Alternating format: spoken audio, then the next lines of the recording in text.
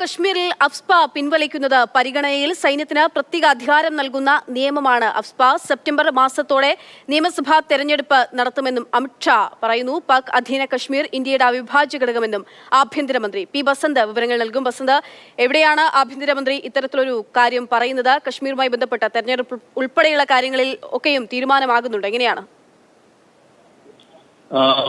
കശ്മീരിലെ ഒരു പ്രശസ്ത TV ചാനൽ നൽകിയ അഭിമുഖത്തിലാണ് ഇത്തരത്തിലൊരു പ്രസ്താവന ആഭ്യന്തരമന്ത്രി നടത്തിയത്. അതായത് ആം forces special powers act AFSPA, അല്ലെങ്കിൽ സൈന്യത്തിന് പ്രത്യേക അധികാരം നൽകുന്ന നിയമം പിൻവലിക്കുന്നത് സംബന്ധിച്ച് ചർച്ചകൾ നടക്കുന്നുവെന്നാണ് അമിത്ഷാ വ്യക്തമാക്കിയത്.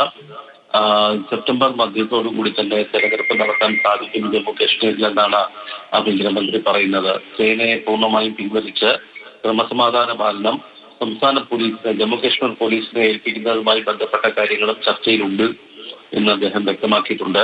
ഗുലിസ്ഥാൻ ടൈംസ് എന്ന് പറയുന്ന ഈ ടെലിവിഷൻ ചാനൽ അല്ലെങ്കിൽ വാർത്താ ചാനൽ കശ്മീരിലാകമാനം തന്നെ വലിയ തോതിൽ പ്രചരണമുള്ള ഒരു ചാനലാണ്. അതുകൊണ്ട് തന്നെ നേരിട്ട് ജനങ്ങളുമായി സംസാരിക്കാൻ കഴിഞ്ഞു എന്നുള്ള ഒരു നിലപാടാണ് ഇപ്പോൾ കേന്ദ്ര സർക്കാരിനുള്ളത്.